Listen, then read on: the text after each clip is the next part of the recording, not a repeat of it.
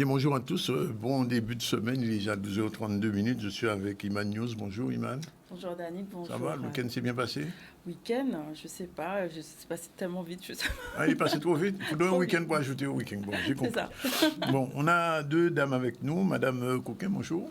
Bonjour. Elle est chef de projet RSO. Elle va nous expliquer tout à l'heure ce que c'est à la direction régionale du service médical de la Guadeloupe. Et elle est accompagnée de Madame Bélisère. Bonjour, Madame Bélisère. Chef de projet aussi de responsabilité sociétale à la CGSS. Et elles sont venues parler de quelque chose qui va se faire en rose. Ce sera le 21 et le 22, c'est bien ça, hein? C'est bien ça. Bien, la marche pour la vie. Sinon, on va recevoir aussi un peu plus tard Eliane Gougou, présidente de l'UDCAS de la Guadeloupe, l'Union des chambres de... Bon, ça y est, le mot m'échappe. Oui, les caisses d'allocation sociale, voilà. Et monsieur Lebrave, directeur de l'entreprise Vivant Bien en Plus, qui seront là, ils vont faire le bilan de la semaine, du débat qui a eu la semaine dernière sur les assises du bien vieillir. Frédéric Rijan, historien, viendra nous parler d'un ouvrage qui a sorti, c'est ça, l'esclavage raconté aux enfants. Ça vaut le déplacement, j'ai vu. Et on va terminer avec Michel Mado, président de la commission culture et gestion du patrimoine du Conseil général. Il viendra avec Chris, le chanteur, puisqu'il y a une soirée qui s'appelle Vibration la semaine prochaine. Sinon, l'actualité, c'est Iman News qui va nous la définir tout de suite. Alors, bonjour à tous. Aujourd'hui, sur les titres du journal, nous allons revenir sur l'hommage rendu à Victoire Jasmin lors de sa veillée. Il faut savoir que c'était une dame qui était très engagée. Elle a reçu de vibrants hommages lors de sa veillée. Nous reviendrons sur la deuxième journée d'audience du procès d'Harry Chalus, ainsi que sur la conférence liée au bilan économique de la Guadeloupe, conférence INSEE. Il s'agira aussi de parler des Guada Boys, forcément, de leur victoire hier à Sainte-Anne. Et on vous a aussi posé la question de l'éducation sexuelle. Qu'en pensez-vous? Est-ce qu'il faut commencer cette éducation dès le primaire? Voyons déjà dans un premier temps l'hommage rendu à Victoire Jasmin, donc cette dame guadeloupéenne, grande dame sénatrice guadeloupéenne, connue pour ses engagements en matière de santé, droits de la femme, territoire. De vibrants hommages étaient rendus lors de sa veillée. On voit un reportage d'Olivier Moradel.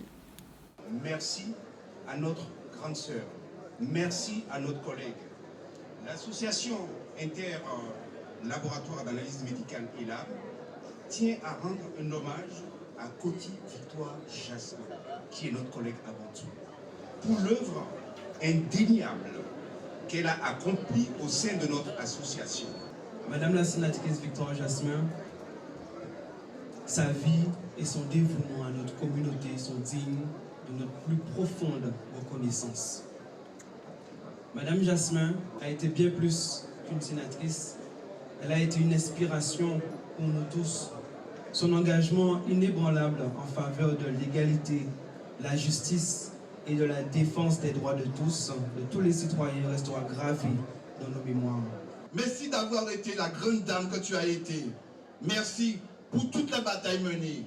Merci d'avoir été la femme de cœur dont tu nous as montré des grands chemins. Merci d'avoir monté les chemins avec de grands efforts. Merci d'avoir été la grande présidente pour la FAPEC. Merci d'avoir été notre ami aussi. Ce n'est qu'un nous revoir en Coty. Oui, nous nous reverrons. Calypso, c'est ça qui doudou. Tu peux plus fort. On t'y manière, Simplement rappeler que c'est cet après-midi. C'est ce que j'allais dire. D'accord. L'enterrement est prévu aujourd'hui, justement, à Morne-à-l'Eau, avec une cérémonie civile suivie.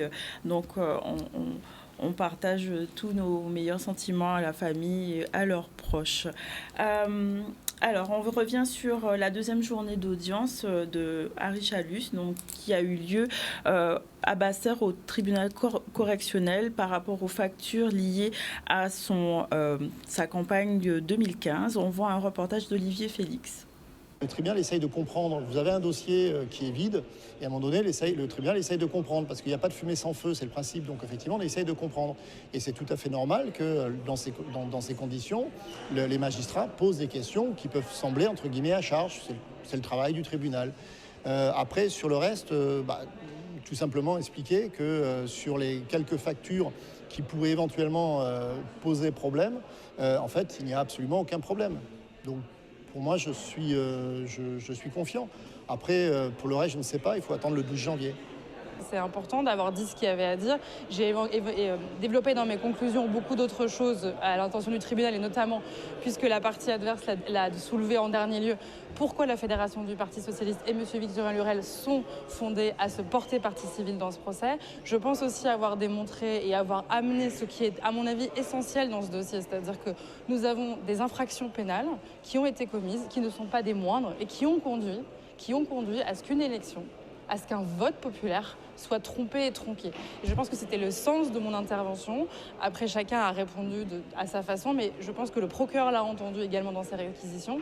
Je l'ai pu le dire dans la journée, j'aurais aimé qu'il aille plus loin, j'aurais aimé qu'il prenne le pas de dire qu'il souhaitait l'inéligibilité. Il ne l'a pas fait, je pense que le tribunal pourra entendre cette demande. Quand vous avez une élection qui aurait dû être annulée si la commission des comptes de campagne s'était aperçue des malversations, qui ne l'a pas été à cause de ça, c'est au tribunal pénal de venir corriger cette erreur, et c'est la seule façon pour le faire. Politique, oui, je l'ai dit. C'est dès le début mai, le 3 mai 2021, M. Lurel, dans l'hémicycle, disait que M. Chalus serait déclaré inéligible.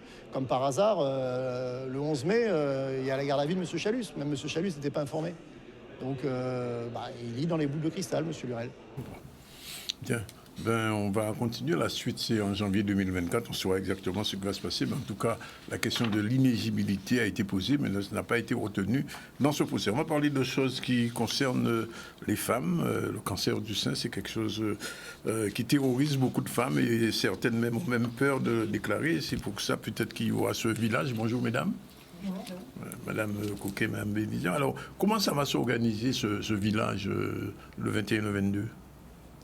Écoutez, ce village aura énormément de temps fort, puisqu'on aura un accueil, une ouverture avec un petit village artisanal, avec les agriculteurs. Les artisans vont nous rejoindre également. Et ensuite, il y aura une ouverture officielle par la mairie des Abîmes, parce que vous avez bien cru comprendre que c'est un de nos partenaires principaux sur ce projet. Nos organismes vont intervenir également, d'accord, pour suivre l'ouverture. Et après, vous aurez toute une série de manifestations, telles que des conférences et d'autres activités. Mais alors, je pose quand même la question, c'était nécessaire pour les femmes d'avoir ce village pendant 2 jours? Parce que je disais tout à l'heure que quelquefois, le cancer du sein, c'est quelquefois presque un secret pour les femmes. D'autres osent aller un peu plus loin. Est-ce que ce village va permettre aux femmes de s'exprimer sur cette question de santé, Madame Coquet? Alors, ce village ne concerne pas que les femmes, parce que les hommes aussi sont touchés par le cancer du sein. Oui. C'est moins fréquent que les femmes, mais elle existe. Et c'est même plus grave parce qu'on n'arrive pas forcément à le détecter. Donc, ce village a pour objectif de sensibiliser la population sur ce qui existe sur le territoire pour éviter de partir le plus souvent en métropole. Parce que... on dit plus métropole. Alors, en France, si vous voulez. Oui, en France, c'est mieux. Sur la carte, il n'y a pas écrit métropole. Oui, c'est marqué France. D'accord, merci. Et ça nous permet de porter l'information à la population, parce qu'il y a énormément de choses qui existent sur place.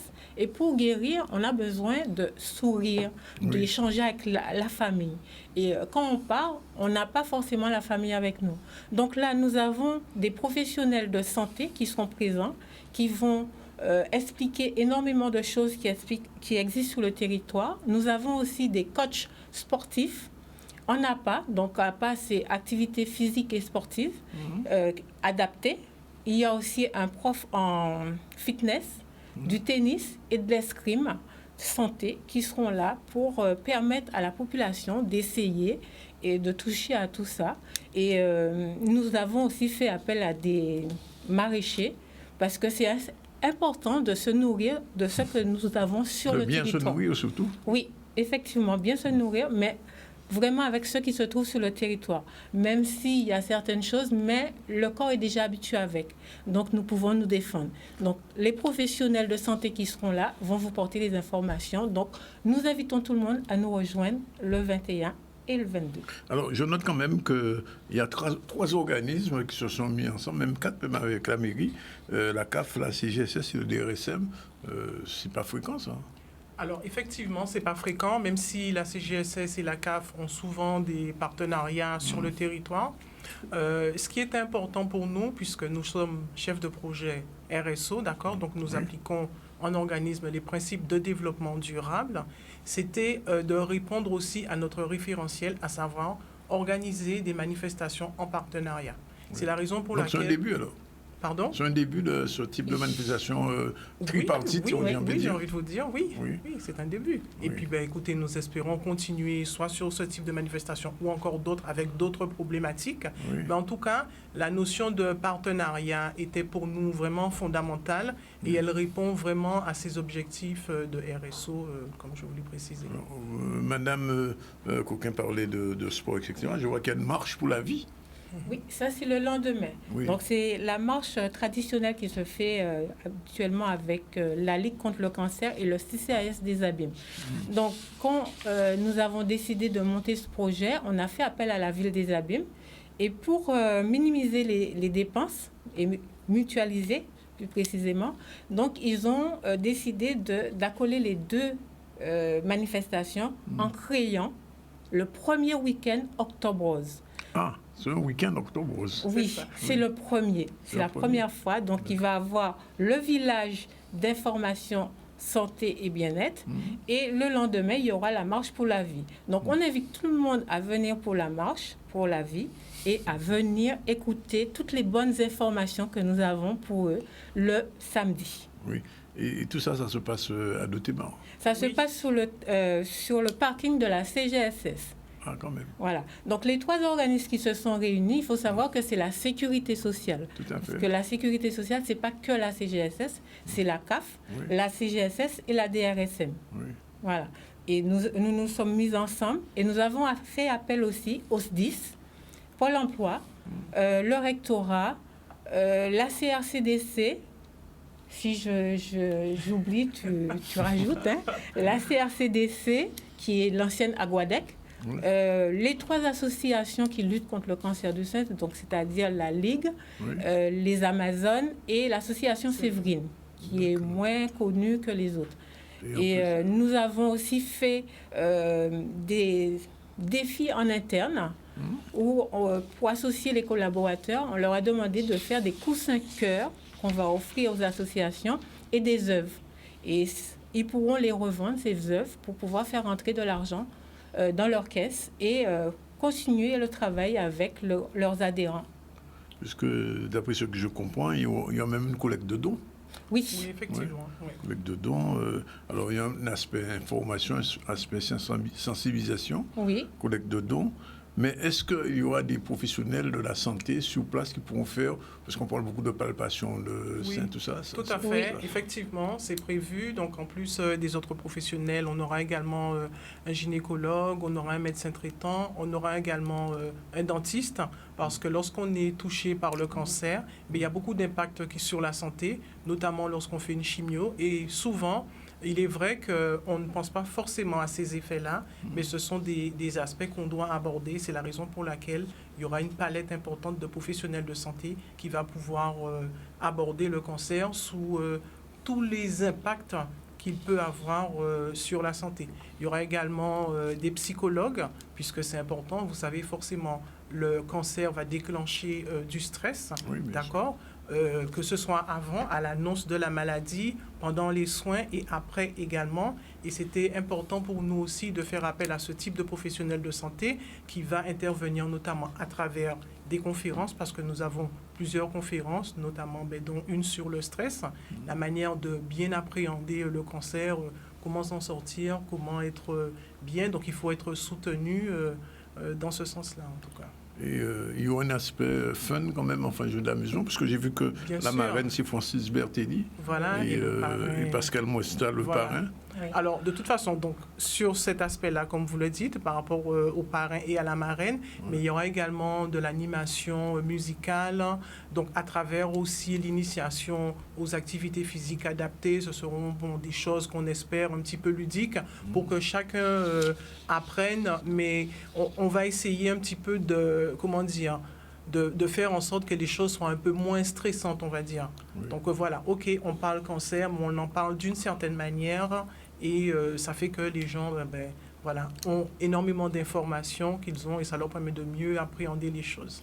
Vous avez bien fait les choses parce qu'il y a un côté santé, un côté bien-être, c'est ça? C'est ça, exactement. Ouais. Parce que, enfin, quelque part, les choses sont très complémentaires parce que quand vous perdez vos cheveux, forcément, en tant que femme, vous ne vous reconnaissez plus. Hein. Parfois, il y a des personnes qui perdent carrément leur estime de soi. Donc, c'est important aussi de leur permettre de se retrouver.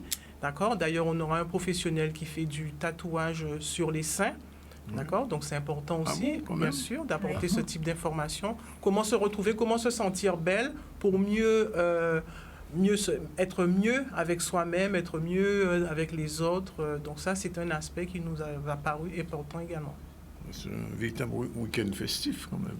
Voilà, c'est-à-dire comment aborder le cancer, mais sur tous les aspects, que ce soit la prévention, qu'est-ce qui va se passer pendant et ce qui va se passer après également.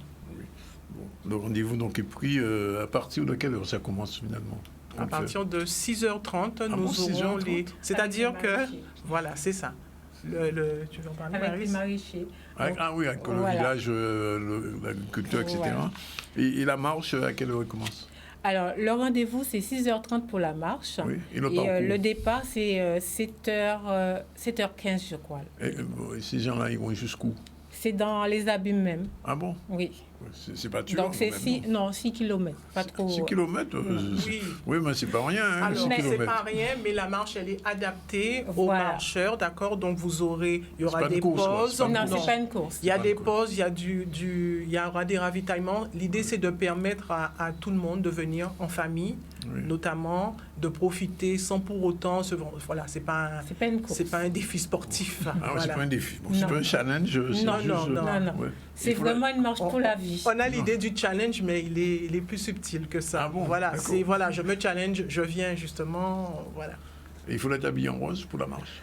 Alors, il y a un dress code. Oui. Alors la marche, il y a un don de 12 € pour s'inscrire. Oui. Et en échange, vous avez un t-shirt pour porter le jour de la marche. D'accord. Voilà. Tout est prévu, ma parole. Oui, il y a 2 collations. Plus une collation, 12 € plus une collation. Et ça se termine par une Zumba. Ah, en plus, voilà. Et peut-être une surprise. Ah, il y a même une surprise. Ah, il faut venir. Je ne demanderai pas le contenu de la surprise. Je vais juste rajouter, il n'y a pas seulement le côté sportif, nous avons aussi fait appel aux loisirs. Donc, il y aura de l'initiation au cas et à l'accordéon. Ouais, voilà. Ça me donne envie d'avoir le cancer, moi.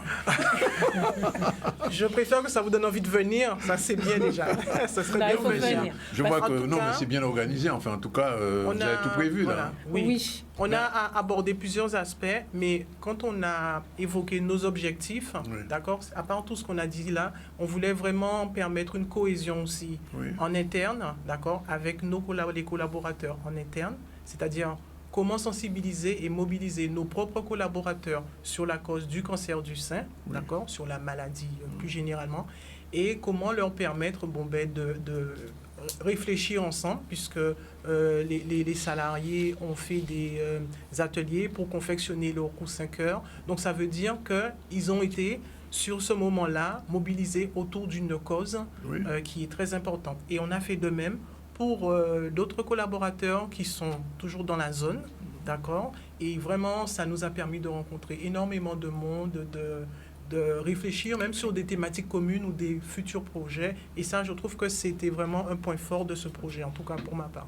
Juste une dernière question avant-dernière. À l'origine du projet, c'est le RSO? Oui? Oui.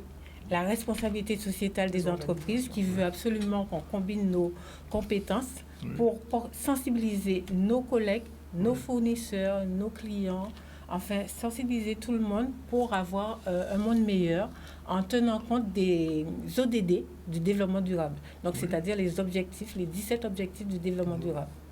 Donc, par exemple, cette action, elle va toucher l'objectif de développement durable numéro 3, qui est bien-être et santé. Voilà. Oui, bien-être Et santé, également l'objectif, je ne sais pas si c'est le 17e, les partenariats également. Partenariat. Donc, Voilà. c'est vraiment quelque chose de concret et qui répond aux objectifs de développement durable. Bon, on vous souhaite bonne marche pour la vie. Merci. Et bon on compte week-end. sur vous. Oui. Et on compte sur la population pour venir découvrir tout ce qu'il y a sur ce village. J'imagine. Voilà. C'est vraiment un rendez-vous de proximité et d'échange. Et c'est vraiment ce qu'on a fixé sur ce sol-là. Et on a envie d'échanger avec la population, tout simplement. J'ai bien envie de vous demander, donc, ce premier week-end, l'année prochaine, ce soit pareil, j'imagine. On ne sait pas. Alors, si tout le monde est satisfait, il va falloir qu'on mette un petit peu la barre plus haute. Ah bon? Plus haute encore? Oui. Bon. Ok. En ayant beaucoup plus d'invités, parce que c'est important de porter l'information à la population de tout ce qui se fait chez nous. Il n'y a que de bonnes choses. Bien. Madame Coquin et Madame Mélisée, on vous remercie d'être venus informer là-dessus. Et puis, le rendez-vous est pris 21 octobre à partir de 6h30. Hein. Oui, c'est bien ça. Ouais. Et la marche pour la ville le 22 à partir de 7h30, 6 km dans les faubourgs des Abîmes. Voilà. Avec 12 € de participation, de don. Un t-shirt. Non, de don. Ah, c'est un don? Oui, c'est un don. Ah, c'est un don qu'on fait. Mais c'est un don un petit peu obligatoire quand même. Pour réaliser la marche. On n'oblige pas les gens à venir marcher parce qu'on peut venir... C'est une participation, voilà, minima. Voilà. On peut venir sans pour cela participer à la marche. Tout à fait. Voilà, c'est noté, voilà. On verra. Bon, bien sûr, 12h54, voilà, on prend la première pause du ZCL et puis on se retrouve tout à l'heure avec Madame Guiogou de l'UDECAS, l'Union départementale des Abîmes, et Madame Lebois. Ne bougez pas, le temps qu'on finisse... Justement, le temps qu'on finisse la présentation, et puis on va vous libérer. Dans 15 secondes, on vous libère, ne vous inquiétez pas. 12h54, on prend la première pause, et après vous serez libérés. Voilà. D'accord. Ça y est. Nos excuses. Quand c'est panique coulait. La sécurité sociale, le CCAS des Abîmes et la Ligue contre le cancer présentent le week-end Octobre Rose. Un grand village de santé et bien-être pour lutter contre le cancer les 21 et 22 octobre sous le parking de la CGSS. Samedi 21 de 7h à 16h, marché agricole et artisanal, suivi de stands de prévention et d'information avec les professionnels de santé. Dimanche 22 octobre 2023, dès 6h30, la marche pour la vie avec MKM, suivi d'une Zumba géante. Week-end Octobre Rose, marche pour la vie et le village de santé, 21 et 22 octobre, parking de la CGSS avec la ville des Abîmes. Plus d'infos sur abîme.fr.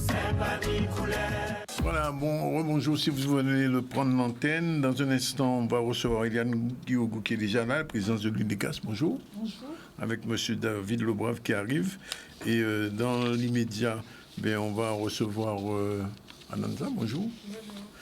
De Vouton, avec elle on va parler de l'entrepreneuriat. Et très rapidement, Iman va rappeler les titres qu'on a déjà développés avant de développer un prochain.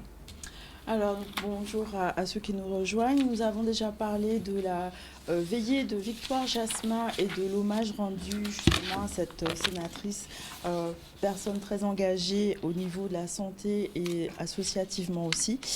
Nous sommes revenus aussi sur la deuxième journée du procès d'Harry Chalus. Nous parlerons tout à l'heure de la conférence INSEE en lien avec le bilan économique pour cette première partie de 2023. On reviendra sur la victoire des Guada Boys qui a eu lieu sur Sainte-Anne hier. Et on vous a aussi posé la question de l'éducation sexuelle. Faut-il commencer ces cours dès le primaire? Un micro-trottoir qui sera proposé à vos oreilles. Voilà, 13h05. Graines de créateurs, c'est la chronique sur l'entrepreneuriat tous les 15 jours avec Ananda de Vouton. Bonjour. Bonjour. Et la première question après le générique. Il est prêt le générique? C'est parti, on regarde.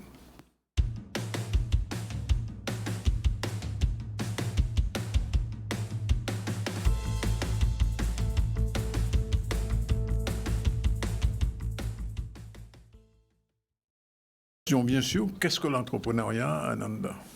Alors, l'entrepreneuriat, c'est le fait d'entreprendre, c'est le fait d'ouvrir une entreprise, de créer des sociétés qui ont pour but de pouvoir créer de la richesse financière, entre autres. Alors, pourquoi avoir choisi cette aventure? Alors, c'est une aventure que moi j'ai choisie puisque c'est adapté par rapport à mes besoins, à mes valeurs, que je reviendrai dessus tout à l'heure. Et ça répond aussi à ce que j'ai besoin de transmettre par rapport à la mission que j'ai choisie dans la vie en général, que ce soit professionnelle ou personnelle. Alors, en général, on dit qu'une entreprise, après 5 ans, 3 ans, elle vit ou elle ne vit pas.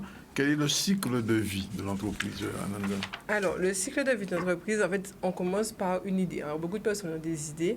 On parle du présent à ce moment-là. Ils ont des idées, sauf que parfois, ils ne se projettent pas.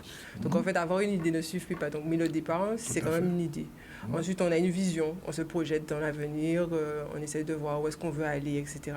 Et au fur et à mesure, on peut descendre sur un projet qu'on va poser concrètement avec... où est-ce qu'on veut aller, comment on veut aller, la cible, qu'est-ce qu'on veut faire exactement. En fait, on va vraiment poser, en tout cas, chaque étape de l'entrepreneuriat qu'on a envie de pouvoir poser à l'avenir. Ensuite, le but, c'est de passer à l'action. Parce que parler ne suffit pas toujours. Il faut passer à l'action et pouvoir avancer et concrétiser, en tout cas, ce projet. Et bien sûr, il y a la récolte. Alors, c'est quoi la récolte? La récolte, en fait, c'est le résultat de ce qu'on a posé, de ce qu'on a construit et des actions qu'on avait posées. Parce que même l'idée en elle-même, s'il n'y avait pas eu des actions intelligentes, on dira, parce qu'on viendra dessus tout à l'heure, les actions telles qu'elles sont posées auront un résultat et ce sera la récolte. Donc, elle sera bonne ou pas bonne en fonction de ce qu'on aura posé comme action. Oui. Bien sûr, il y aura le bilan de ce qu'on aura récolté. Pour savoir ce qui est bon, ce qui n'est pas bon.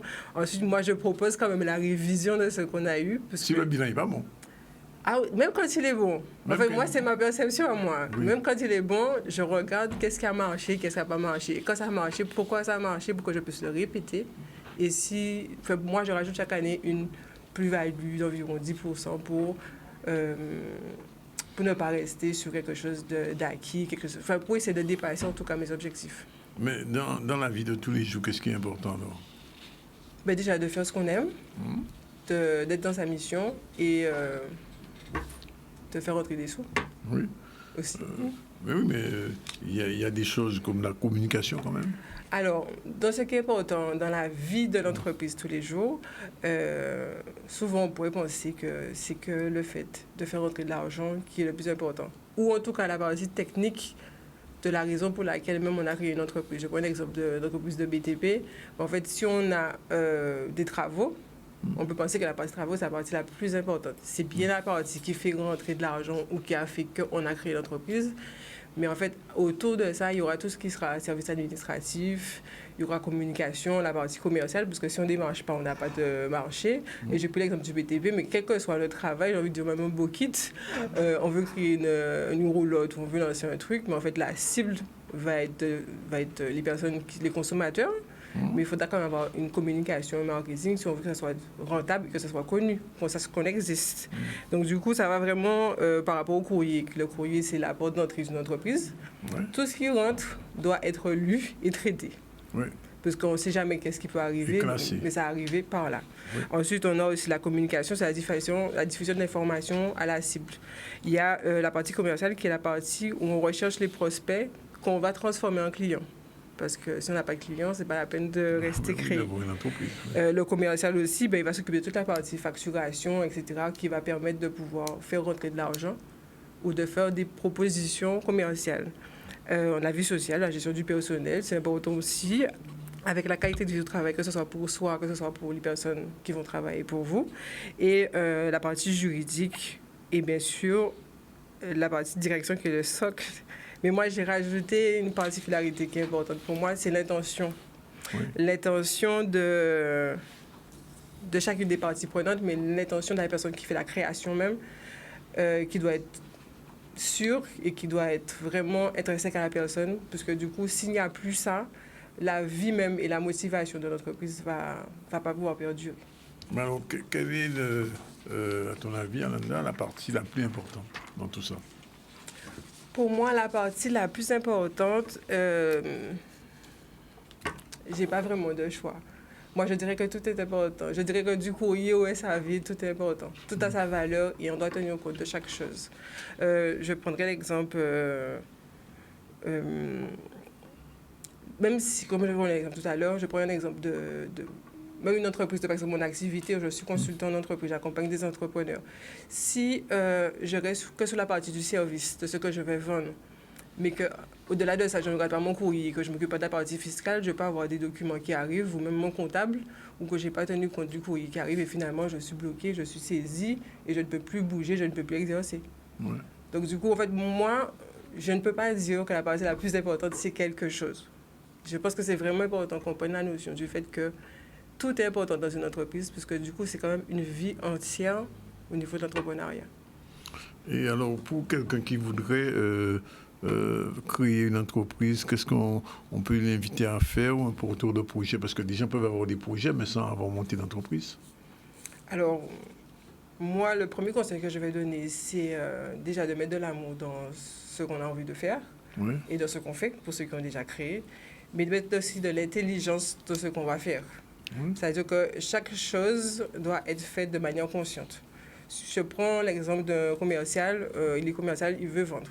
Il choisit d'acheter, de proposer quelque chose pour acheter ou à vendre à quelqu'un. Son but, c'est de vendre. Il va vendre à tout prix. Donc, il va avoir peut-être un résultat sur le moment, mais quelqu'un qui va choisir de vendre pour pouvoir répondre à un besoin, à un client, ben, du coup, la personne va partir et il va parler de l'entreprise aussi. Donc, c'est vraiment regarder quelle énergie qu'on met dedans et où est-ce qu'on va aller. Et la deuxième chose, ben, du coup, par rapport à l'intelligence qu'on devrait mettre dans son entreprise, c'est un peu la même chose. Il y a différents types d'intelligence. Je vais vous en citer quelques-unes. Je ne choisirais pas quel type d'intelligence je mettrais dans mon entreprise, moi, parce que pour moi, tout type d'intelligence est importante. L'intelligence économique, l'intelligence émotionnelle, l'intelligence logique et mathématique qu'on utilise plus pour gérer tout ce qui est cuit, et l'intelligence aussi spirituelle et linguistique par rapport au langage. Mais pour moi, il n'y a pas de... Enfin, moi, c'est important de tout utiliser pour pouvoir faire prospérer son entreprise. Le spirituel, c'est l'aptitude à se questionner sur le sens et l'origine des choses. Exactement. Et un dernier point, peut-être, poser votre projet d'entreprise, faites un audit. Alors moi, je propose aussi de faire un audit pour les entreprises qui sont déjà créées, pour pouvoir faire un peu un bilan, un état des lieux, et pour les entreprises qui veulent se lancer, de vraiment s'arrêter un moment, ou même de voir un consultant, pour pouvoir poser le projet d'entreprise, pour savoir vraiment... Il faut penser à tout. Il faut penser à la raison pour laquelle même ils le font, mais aller un petit peu plus loin. Donc du coup, moi, c'est pour ça que je propose de poser le projet ou de préparer l'audit. Et par rapport à l'audit, et même pour les personnes qui veulent se créer, aussi savoir que chaque année, il est important de rajouter 10% de nouveautés dans leur entreprise pour que ça ne s'essouffle pas. D'accord. Voilà. C'est un peu ce que fait iPhone ou McDonald's. Il y a toujours de nouvelles recettes, de nouvelles choses qui arrivent, parce que du coup, ça permet de pouvoir faire vivre l'entreprise et de toujours apporter quelque chose de nouveau. Alors, je ne savais pas que l'entrepreneuriat, c'est comme une aventure amoureuse. Ben oui. Ben oui. Mais tout, c'est une aventure. Hein. Oui. Il y a des hauts, il y a des bas, il faut pouvoir s'adapter et pouvoir rebondir. Il faut faire preuve de résilience, il faut pouvoir des fois lâcher prise. On peut être stressé. Oui. Anxieux, dégoûté même. Exactement. Ça peut arriver. Oui, ça peut être... Parfois, il faut savoir lâcher prise et lâcher. Oui. Abandonner, je ne dirais pas. Juste se rendre compte de ce qui est nécessaire et approprié et parfois savoir dire stop. Mais il faut savoir se réinventer pour pouvoir durer. Et être suivi, peut-être accompagné aussi, peut-être. Comment? Être accompagné, peut-être. Ou alors être accompagné par des consultants, être accompagné, avoir un bon environnement autour de soi aussi. Parce que, bon, moi, entrepreneur, je ne me suis pas fait entrepreneur tout seul, je n'ai pas fini de progresser. Et du coup, je m'entoure tous les jours par un bon expert comptable, un bon juriste, des bons collaborateurs aussi, des bonnes personnes qui travaillent avec moi. C'est très, très important. Alors, quelle est la date à retenir? Alors, du coup, je rappelle, le prochain brunch que nous allons proposer, c'est du réseautage. C'est à Café Cholette. Les places sont disponibles au niveau de All Mall et sur le site internet de coachinggpm.com. Oui. Les places sont à 30 € au lieu de 50 €. Ah bon? Oui, parce qu'on a trouvé des partenaires. Nous avons trouvé des partenaires pour pouvoir lancer l'événement. D'ailleurs, peut-être grâce à une intervention de la dernière fois, tant mieux. Et du coup, le mot de la fin, l'entrepreneuriat est une aventure qui se choisit avec un objectif spécifique. Moi, mon secret, c'est de mettre de l'amour et de l'intelligence dans ce que je fais. Ça, c'est clair. S'il y a de l'amour et de l'intelligence, ça ne peut pas échouer. Voilà, 13h16.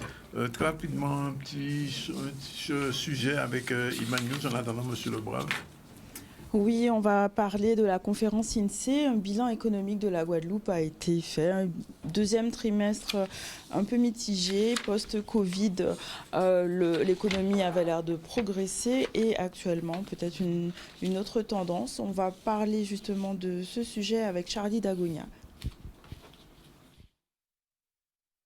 Pour le deuxième trimestre, on est quand même sur une conjoncture qui est, on va dire, assez stable. Donc on a une activité des chefs, en tout cas selon les chefs d'entreprise, on a une activité qui est quand même relativement stable, qui évolue peu sur le deuxième trimestre.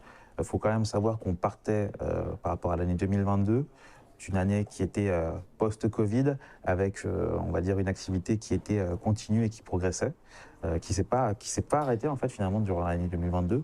Pour nous, par rapport à notre indicateur du climat des affaires, on a eu un record absolu en termes de niveau.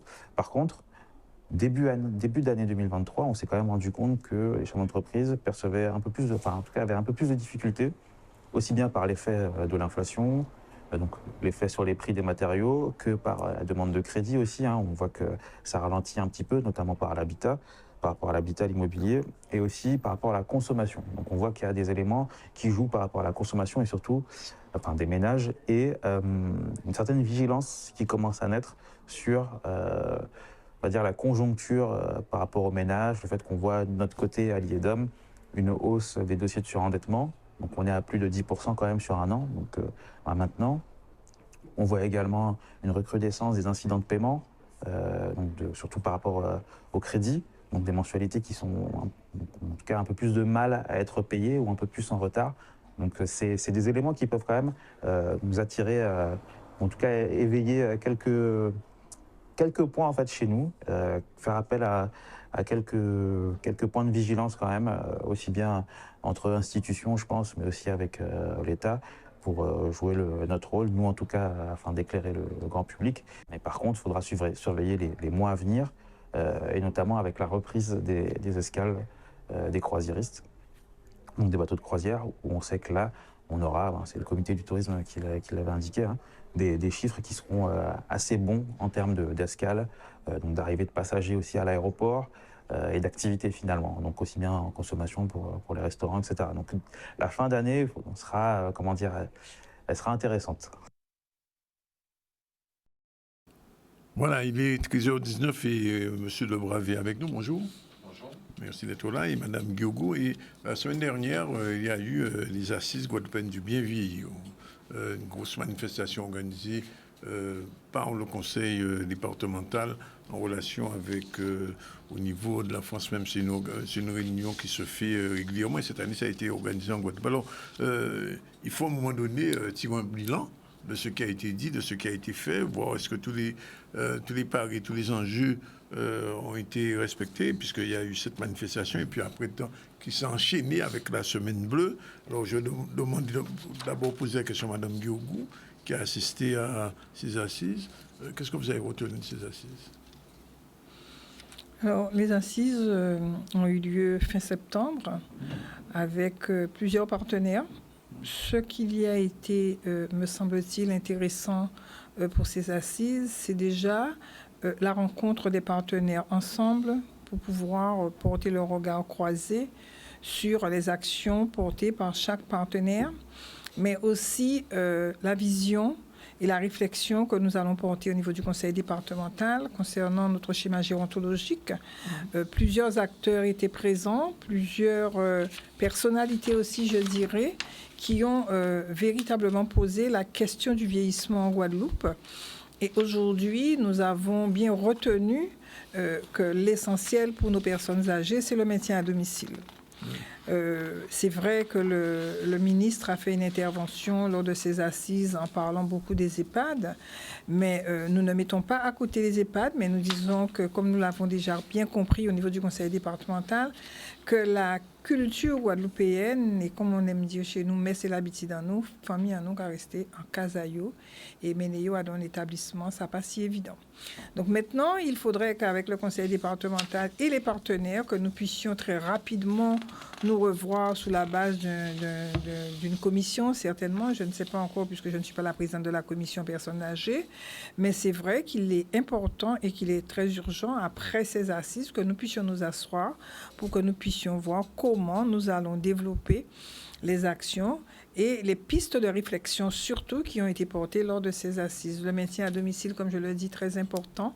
Maintenant, il y a tout le schéma d'autonomie, il y a tous les services à domicile, il y a une refonte des services à domicile aujourd'hui, il y a la mobilité. Nous avons quand même pas mal de sujets et je pense que très rapidement, nous devons nous mettre autour d'une table pour continuer ce travail que nous avons commencé. Comme je l'avais si bien dit au départ, ce ne sera pas une nouvelle messe, mais ce sera vraiment des pistes de réflexion pour que nous puissions avancer sur le bien vieillir en Guadeloupe. Monsieur Lebois, vous êtes directeur de l'entreprise Vivre Bien Plus. Est-ce que ces assises vous ont permis on va dire, d'avoir un petit peu plus d'ouverture sur votre entreprise, premièrement, et bien évidemment sur nos seniors? Est-ce que quand vous êtes sorti de là, vous dites, ça y est, j'ai des pistes, etc., je vais pouvoir avancer? Ou au contraire, vous dites, bon, finalement, ce n'était que ça? Oui. Bonjour, moi, tout d'abord, je voudrais juste revenir sur le fait que je m'excuse, chers téléspectateurs, y compris M. Zonis, Mme Guiogo. Désolé pour ce retard parce que je me suis trompé effectivement au niveau de l'horaire. Je ne suis pas que directeur de structure de service à la personne, donc je pourrais juste faire succinctement une petite présentation rapide. Oui. Je suis aussi un délégué régional d'une fédération nationale qui est la FEDESAP, voilà, la première fédération nationale des entreprises de services à la personne. Je peux effectivement, par rapport à ma structure, dire que notre code de métier, c'est, comme vous l'avez si bien dit, Madame Guiogo, c'est le maintien à domicile. Comment permettre à nos aînés de rester le plus longtemps possible au domicile. C'est vrai qu'au niveau de ce séminaire qui a eu lieu le 28 et le 29 septembre, d'accord, il s'est dit pas mal de choses, beaucoup de choses. Je voudrais juste revenir sur le colloque qui a été initié à notre initiative, bien sûr, avec la Fédération française des services à la personne, qui s'est déroulé le 1er juin 2023 à l'hôtel Canela Beach. Ce fut effectivement très riche, très enrichissant, avec tous les partenaires institutionnels qui étaient conviés à la table, avec aussi des partenaires qui étaient en visio sur le national. Ce séminaire a permis de mettre effectivement le droit sur beaucoup de choses, sur le maintien à domicile, comment améliorer effectivement les conditions de vie de nos aînés au domicile, comment structurer, qu'est-ce qu'on doit faire pour que ces personnes puissent rester au maximum à leur domicile. Nous avons aussi parlé, le 1er juin, aussi le répit, le rôle des aidants, qu'on a tendance effectivement souvent à oublier, mais cependant, c'est vrai que le département de Guadeloupe et le Fer de Lens fait beaucoup de choses pour effectivement le répit des aidants. Cette manifestation, effectivement, que nous avons fait le 1er juin a permis, effectivement, pour moi, l'ouverture des assises des 28 et 29, parce qu'il y a eu pas mal de choses qui ont été dites, beaucoup de sujets. Et le 28 et le 29, en fin de compte, on a bien cadré. Le département, effectivement, a très bien organisé et puis a pu mettre en place et mettre le droit sur ce qu'il faut faire. C'est vrai que nous, en tant que structure acteurs de terrain, on attend que ce ne soit pas des paroles maintenant, qu'on passe aux actes. Voilà, c'est ce que nous attendons. OK. Dès 13h25, on prend une première pause. On vous retrouve tout de suite après pour la suite de ce bilan des assises. Et je vous cache pas, je vais vous poser la question parce que on veut garder les parents à la maison, c'est une tradition. Mais est-ce que les conditions aujourd'hui de vie sont les mêmes qu'il y a 30 ans entre les jeunes et les parents? C'est une question à laquelle vous aurez à répondre tout à l'heure. À tout de suite. On retrouve donc Mme Guiogo et M. Lebrave pour le premier épisode de ce bilan des assises, puisque étant dit qu'on sera obligé de revenir de façon beaucoup plus j'ai envie de dire, intrusive dans ce débat, parce qu'il y a encore beaucoup de choses à dire. Alors, je vous posais la question juste avant la pause. Compte tenu des changements sociologiques de la Guadeloupe, autrefois, c'est vrai que la famille, c'était pratiquement, entre guillemets, une tribu, de la grand-mère, des tantes, etc. Donc, on pouvait garder l'enfant, garder les parents, mais ça a changé.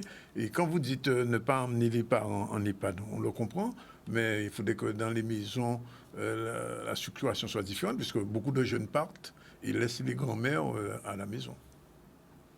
Est-ce qu'il y a une solution ? Alors, est-ce qu'il y a une solution ou est-ce qu'il y a des solutions ou est-ce qu'il y a des pistes? Moi, je pense plus qu'il faudrait poser la question en ces termes.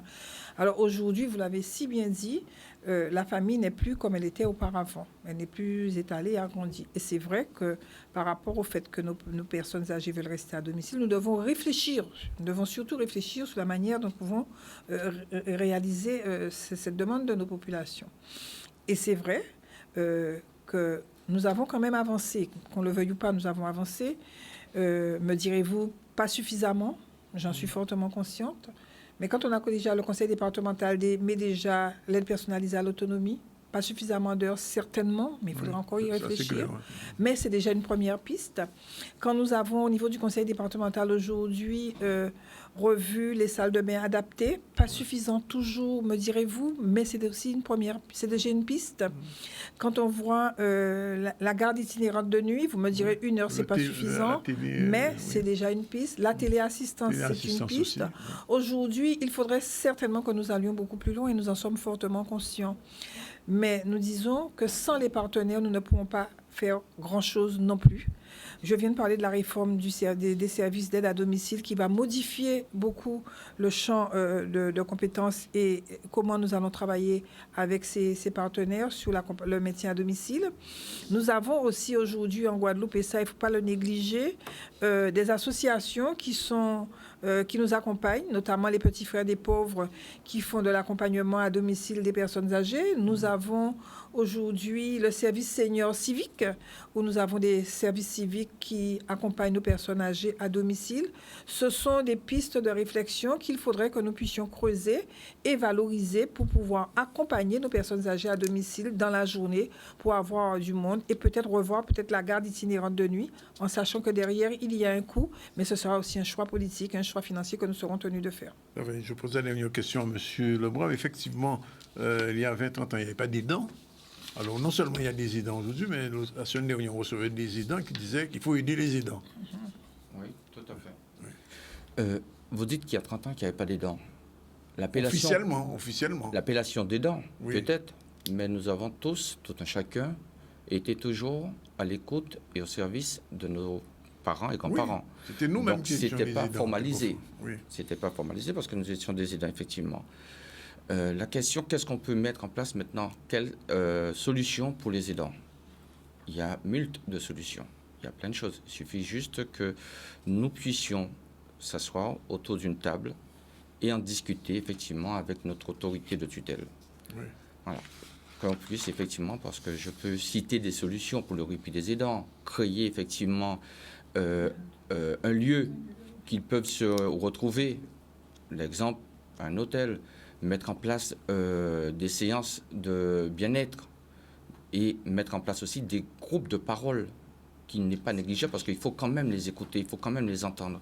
Oui. Donc ça, je lance un appel solennel à mon autorité de tutelle qui est effectivement le conseil départemental sur le fait de convier, nous les opérateurs de terrain, y compris les fédérations dont je représente effectivement l'une d'entre elles. Parce qu'on a des solutions, on a des pistes.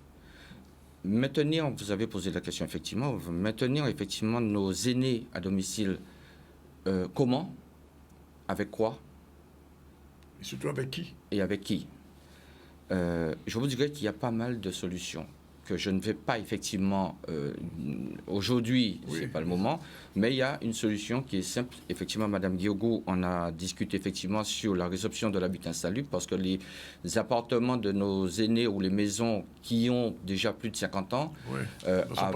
Ne sont plus adaptés. Donc, il faut trouver des solutions effectivement pour y remédier. On a aussi l'habitat inclusif. l'habitat intergénérationnel, qui pourrait permettre effectivement de rompre avec l'isolement. Mais ça, c'est des choses que, effectivement, nous attendons que notre autorité de tutelle puisse venir vers nous, qu'on puisse... Et il y a la colocation, effectivement, comme dit Mme Guiogo. Il y a plein de solutions. Il faudrait que nous nous rencontrons avec notre autorité de tutelle, y compris avec les bailleurs sociaux aussi, parce qu'on ne peut pas faire sans eux. Mais on a des solutions. Alors, on va conclure sans conclure. Juste un petit mot quand même. Je m'adresse à Mme Guiogo. On passe de la semaine bleue à la semaine rose. Pour vous, tout va bien? Oui, ça va. Semaine bleue, semaine rose, peut-être demain semaine jaune, semaine rouge, je n'en sais rien. Tout ce que je pourrais dire, c'est qu'aujourd'hui, plus que jamais, nous avons des pistes de réflexion, nous avons aujourd'hui des actions qui nous permettent de prendre en compte les problématiques de nos populations. Semaine bleue pour les personnes âgées, semaine rose, octobre rose, tout le mois d'octobre rose pour les personnes atteintes de cancer. Nous avons aussi pour les personnes atteintes de cancer de prostate, nous avons pour le diabète, nous avons sur notre territoire, il faut le reconnaître, beaucoup de choses qui se font par rapport à nos populations. Maintenant, à un moment donné, peut-être qu'il faudrait revoir pour pouvoir et améliorer surtout, mais aussi réduire, parce que je trouve, par exemple, le mois d'octobre, là, je trouve qu'il y a beaucoup de manifestations, mais après, on en fait quoi? Quelle orientation on donne? Est-ce qu'il ne faut pas se dire, au lieu de faire plusieurs manifestations le même jour, est-ce qu'on ne peut pas les étaler sur l'année? Parce que les problématiques de santé, ce n'est pas sur une journée ou sur un mois. Donc peut-être qu'il faudrait aussi qu'on revoie ces formes de manifestations, le calendrier, et tenir des manifestations peut-être sur toute l'année pour pouvoir aussi faire comprendre à la population que tous les jours, nous pouvons avoir un problème et à n'importe quel moment. Donc peut-être aussi c'est une réflexion qu'il faudrait faire. Bien, écoutez, on vous remercie déjà d'être venu pour ce premier épisode, puisqu'on va vous retrouver probablement, puisqu'il y a beaucoup d'autres questions qui ne sont pas abordées aujourd'hui et qu'il faudra aborder par rapport à ce bilan.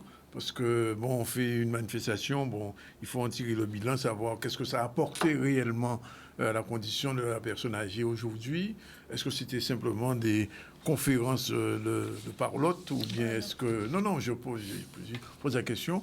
Ou est-ce que, effectivement, on va arriver sur un schéma? Nous aurons l'occasion d'y revenir. Il est 13h39. On vous remercie, Mme Guiogo, Monsieur Lebrave.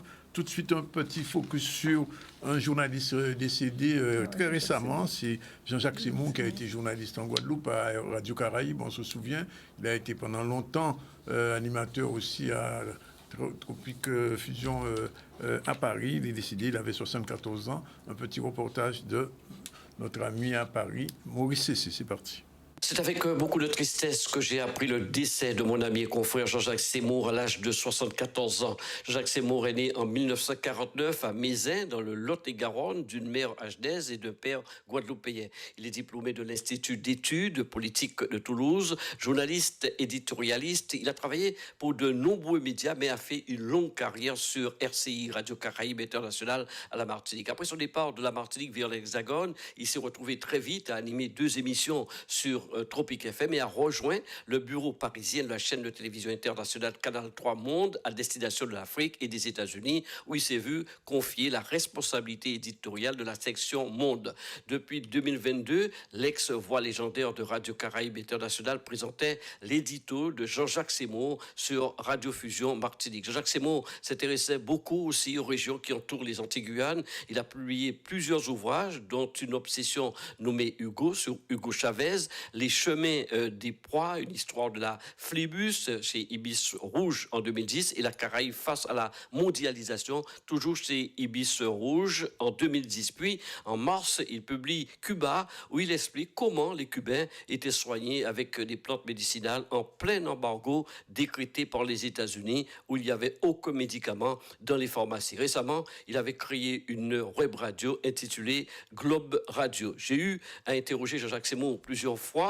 Je vous propose de revoir une émission qu'il avait accepté de faire avec ma complicité. Il s'agit de 5 questions à Pierre Thomas, délégué Outre-mer à la ville de Paris. Bien entendu, j'ai une pensée très forte pour son épouse Claudine, ainsi qu'à tous ses proches. Et 5 questions aujourd'hui avec Pierre Thomas, délégué général à l'Outre-mer à la mairie de Paris.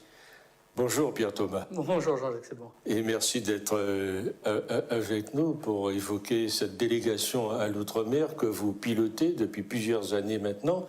L'Outre-mer et la mairie de Paris, c'est une vieille histoire. C'est une histoire effectivement presque aussi ancienne que la République. Et puis Paris, capitale, les Outre-mer, composante essentielle de la République, essentielle bien que lointaine. Et donc, où mieux qu'à Paris, les Outre-mer de métropole et ceux qui viennent des territoires peuvent se retrouver de la meilleure des manières.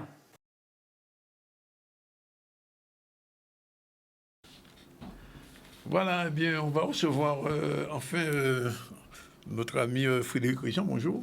Bonjour. Historien guadeloupéen exilé depuis quelques années, mais enfin qui pense toujours à son pays et aux enfants de son pays, puisqu'il a produit un ouvrage intéressant, L'esclavage raconté aux enfants. J'ai dû l'arracher des mains de ma fille.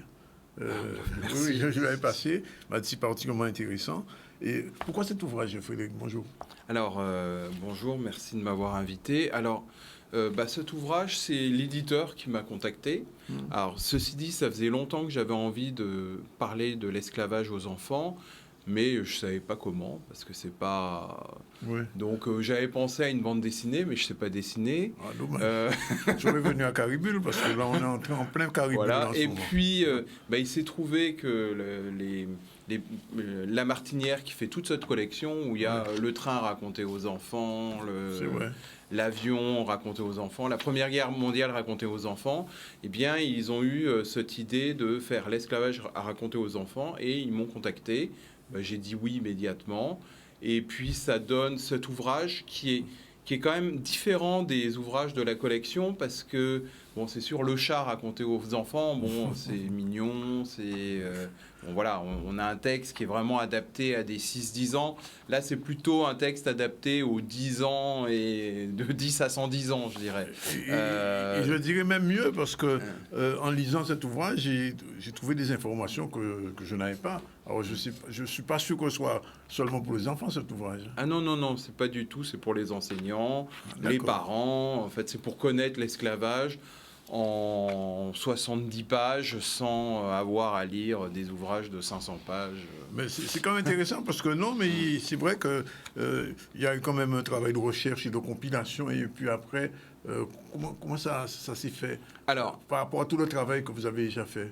Oui, alors ce qui s'est fait, c'est que l'éditrice est spécialiste du livre jeunesse.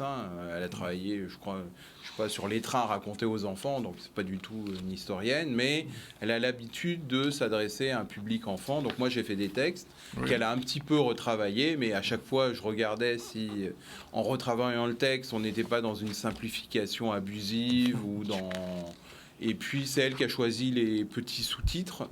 Et puis, voilà, ça a été un dialogue entre nous. L'iconographie, donc les images, c'est à peu près la moitié. Parce qu'il y a des images presque inédites que je n'avais pas vues. Oui, qui sont assez peu répandues, dans dans les livres. C'est vrai qu'on a toujours tendance à mettre un peu les mêmes choses. Et là, il y a eu une grosse recherche d'images. Et donc, ça donne presque un beau livre. Ah oui, c'est un beau livre. Et on peut que le conseiller à des jeunes enfants, mais aussi à leurs professeurs. Oui, voilà. À tout le monde. Parce que j'ai l'impression que ce qu'il y a dedans, raconter aux enfants, il y a des profs qui ne maîtrisent pas tout ça. Enfin, non, je ne vais pas me permettre. Non, je n'irai pas plus loin. Alors, deuxième ouvrage, Libre de couleur, les affranchis, leurs descendants en terre d'esclavage. Alors, c'est du 14e au 19e. Oui, tout à fait. Explication. Donc, j'ai voulu, après avoir parlé des propriétaires, dans les maîtres de la Guadeloupe, en TP mes livres, j'ai voulu parler de cette catégorie des libres de couleur qui sont entre les esclaves et les blancs. Enfin, je dirais même les réputés blancs, parce que j'entre dans cette nuance-là. Et c'est le premier livre sur lequel je ne parle pas que des colonies françaises. Je parle des États-Unis, je parle du Brésil, je parle des colonies espagnoles, le Mexique, Cuba, la Jamaïque, enfin... il y a quand même des ressemblances. Bien sûr, il y a des ressemblances. Et pourquoi au XIVe siècle? Tout simplement parce que j'ai voulu partir du point de vue de l'Europe. Que se passe-t-il en Europe au XIVe siècle? Eh bien, il y a déjà de l'esclavage. Alors surtout d'ailleurs en Espagne, Portugal, Italie, en Provence, mais dans le reste du Royaume de France, l'esclavage est interdit.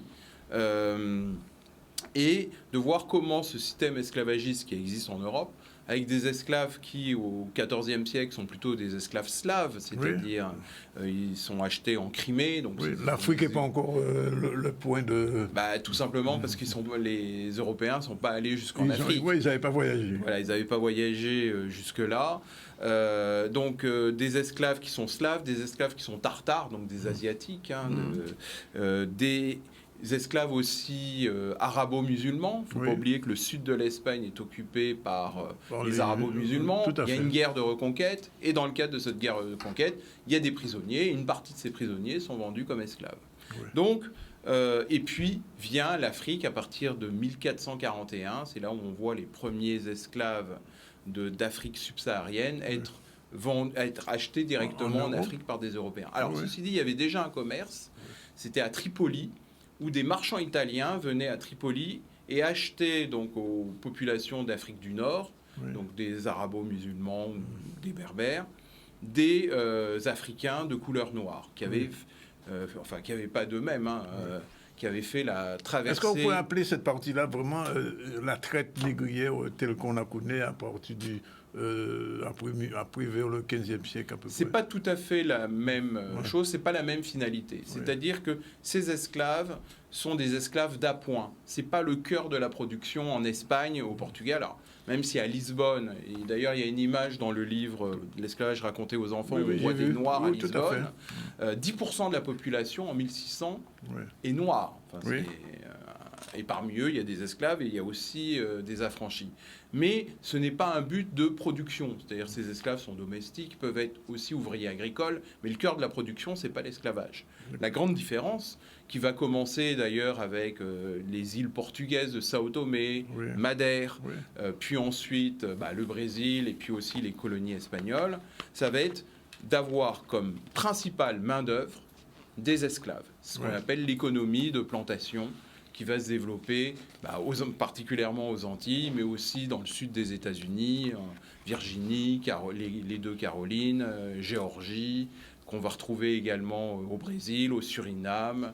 Ça va être le grand basculement. On n'est plus dans un esclavage qui était de type domestique, où vous avez des propriétaires qui possèdent 1, 2, 5, maximum 10 esclaves. Là, on va se retrouver avec des propriétaires d'une centaine, de plusieurs centaines d'esclaves.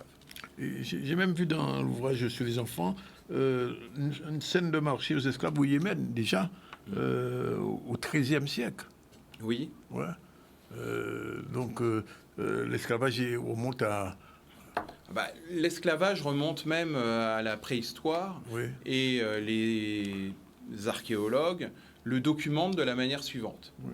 Ils ont trouvé des tombes, et dans ces tombes, on voit une personne avec beaucoup d'ornements, et à côté de lui, on voit des squelettes où la tête a été décapitée, c'est-à-dire des morts brutales.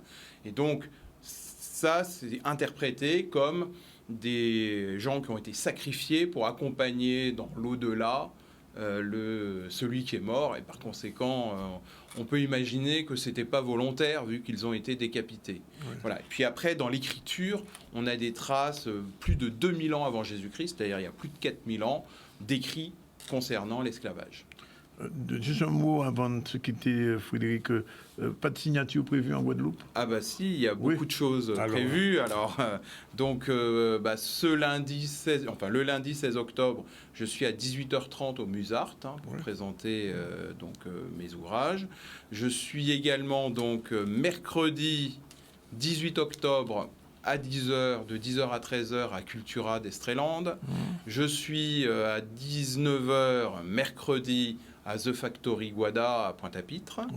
Et je suis jeudi aux Abîmes à la mairie, à l'hôtel de ville des Abîmes à 18h30 pour un café littéraire.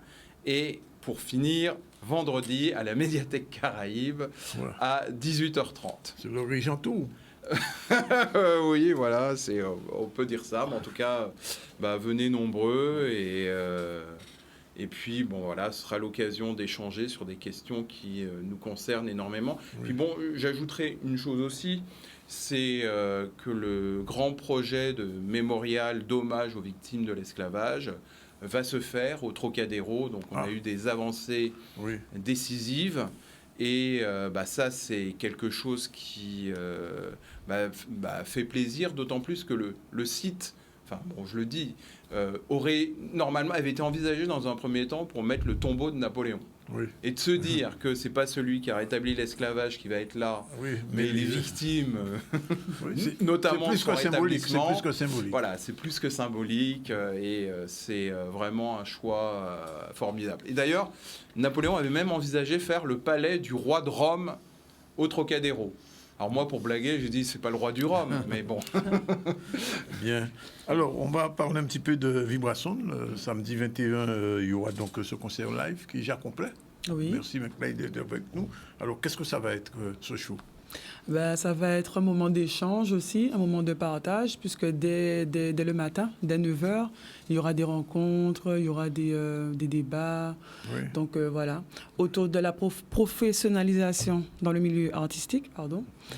Et il y aura les artistes à partir de 15h, donc une belle vague d'artistes. Quand même. Comment? Il y aura un petit show de Maglite. Ah ben oui, il y aura un petit show de Maglite en live, s'il vous plaît. En live? Oui, oui. Combien de morceaux à peu près? 2 morceaux. 2 morceaux? Oui. Ceux qui tournent actuellement sur les réseaux? Un nouveau, une petite surprise. Voilà, une petite surprise. C'est quoi la surprise? Faut venir.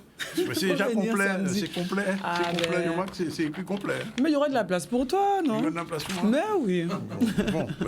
Oui, parce qu'il y a plein d'artistes. Là, je vois Admiral, Weovana, Sadiq, Chris Saïk, Sunrise, S-Rise, Direxi.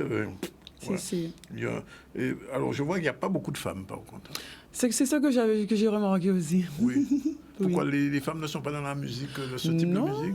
Non, je pense pas. En tout cas, je suis très contente d'être conviée. Oui, mais je dirais ça à M. Mado, qu'il faudrait inviter davantage de femmes à ce justement. Mon mentor, M. Mado, je le remercie d'ailleurs pour l'invitation à cet événement.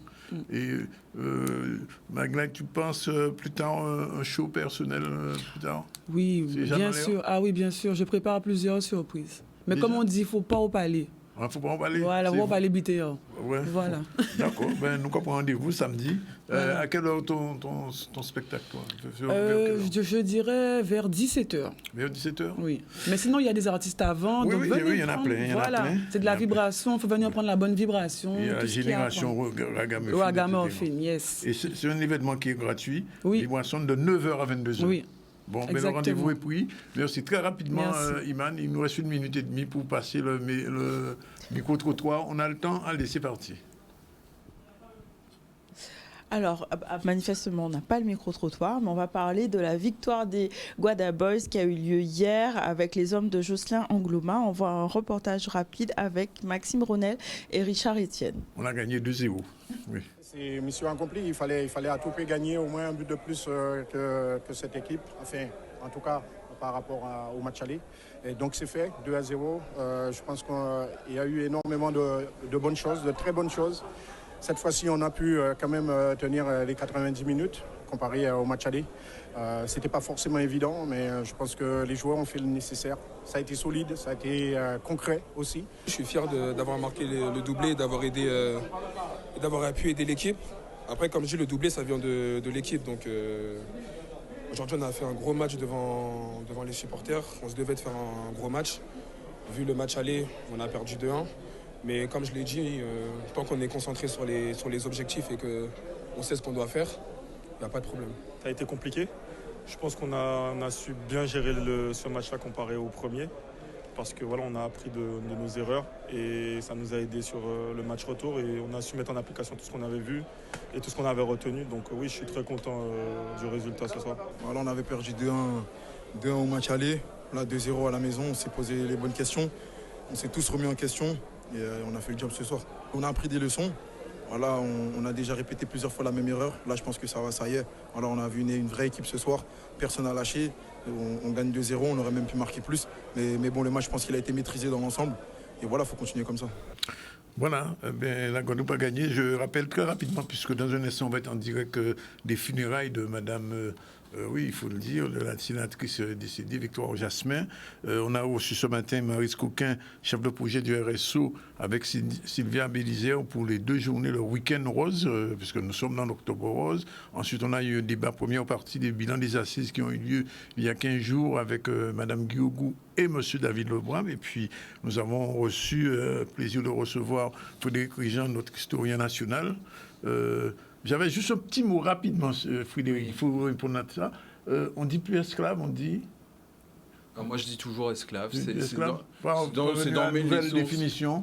Oui, non, mais après, chacun dit ce qu'il veut. Moi, c'est dans les sources. C'est dans les sources. Voilà, le terme esclave est dans les sources, le terme de nègre est dans les sources. Ce qui compte, c'est pas les mots qu'on utilise, c'est l'intention que l'on met derrière ces mots. Oui. Voilà. Donc moi, quand je parle d'un esclave... Soumis en esclavage, africain soumis en esclavage, c'est pas la fraise, comme on dit.